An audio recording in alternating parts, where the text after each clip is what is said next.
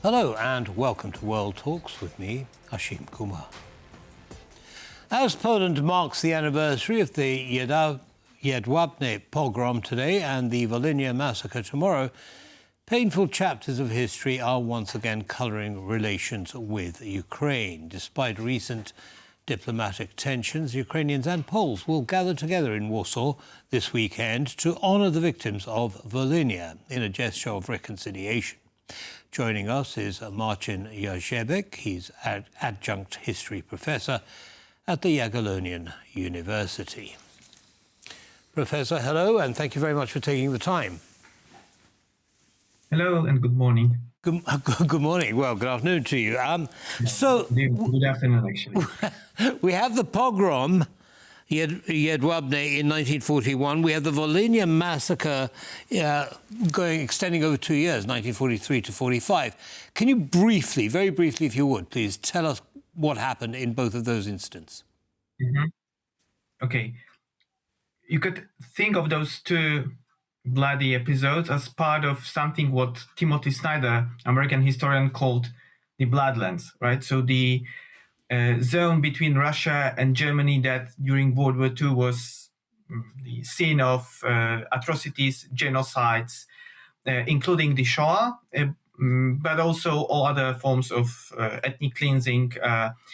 And Jedwabne is actually particularly important because this is the event that happened. This is something that happened in July 1941, when local Poles of this small town took part in the mass murder of their Jewish neighbors. Most probably they were inspired by the German SS officer. And whereas the Volhynian massacre is the action conducted by the Ukrainian resistance, OUN UPA, against Poles mostly in Volhynia and also in southeast Galicia, that was designed to get rid of them or to force them to move from that period. So the two bloody events that took place during World War II. Indeed, two very bloody events and very grim anniversaries. Here we are 80 years on, and you can still feel the reverberations of those events today, despite both sides wanting to demonstrate reconciliation. Why do you think that is? You're right, and I'm afraid we were actually... There is no progress, but rather kind of regress in regard to reconciliation and coming to terms with the past. The truth about Jedwabne was revealed in 2000, 2001, and the actions to come to terms with this were conducted by politicians and historians. Volhynian massacre, there were several attempts to come to some reconciliation conducted by politicians on both sides, rather unsuccessful. I'm afraid in both cases, when history is used and abused by nationalists on both sides, it's basically because it's very handful, and it's those events that were that we could see as ourselves as victims. They give us kind of moral power for contemporary politics. So I would say that's rather apart from natural pain of the victims and their relatives who really suffered in the Volhynian massacre and in Jedwabne. There is also a lot of politics in it. Okay, so this is being used politically. How? For example, what does Poland have to gain from leveraging this at this moment? Especially the Volhynia massacre, because Poland and Ukraine are fighting a common enemy, Russia, right now. So why do it now? You're right, but if you think it from a rational point of view, you won't find a decisive argument for raising this topic right now, But if you think of it, first of all, as something very functional for inner politics and the usage of anti-Ukrainian spirit in Poland, then you find the answer. Also, I mean, from the point of view of, let's say, Polish reconciliation, what is essential here is to Ukrainian agreement to conduct the exhumation, to find the graves and bodies of those who were killed in the Volhynian massacre. And that topic, for various reasons, wasn't kind of raised successfully before. Only recently this could begin, this could commence.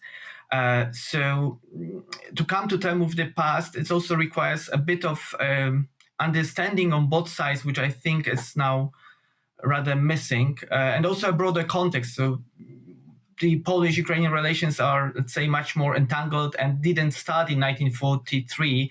There was a kind of a long list of common problems since at least mid-19th century. Right. Well, you say that both sides should try and reconcile. Well, former Polish President Aleksander Kwaśniewski apologized for Jedwabne. How significant was that? I think it was highly significant, precisely because that was the one of few, apart from obviously Germans, who did. Had to admit their atrocities and guilt because of World War II. When it comes to others, Eastern Europeans who were not only victims, sure they were, but they also had some role, even an auxiliary role, in that case in Shoah, in the Holocaust. That was something I think very kind of seen as a very positive and very brave act at that time.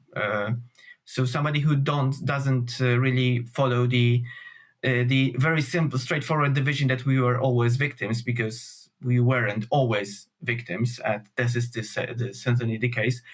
And I think there's a kind of window of opportunities also on the local level because of the at that time mayor of Jedwabne that Aleksander Kwaśniewski used at that point, and I think it was really important. And it's also important to mention the huge work done by historians, who, thanks to whom we actually know what happened in Jedwabne, and we know that it was not just this incident, but this wave of pogroms happened from Baltic states through the whole Eastern Poland, Belarus, Ukraine, up to Bessarabia, so Romania.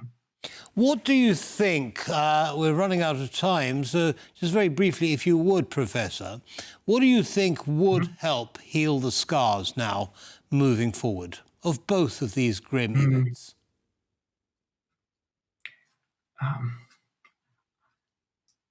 If I knew the right answer to this question, I would probably share it.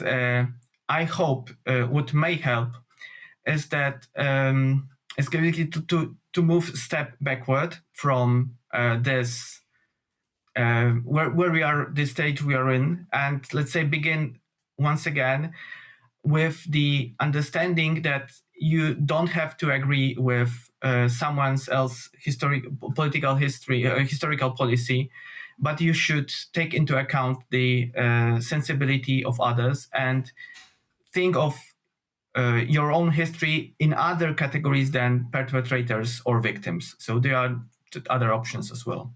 Wise words indeed, Professor. Thank you very much indeed for sharing your thoughts and analysis with our audience, and have a good evening.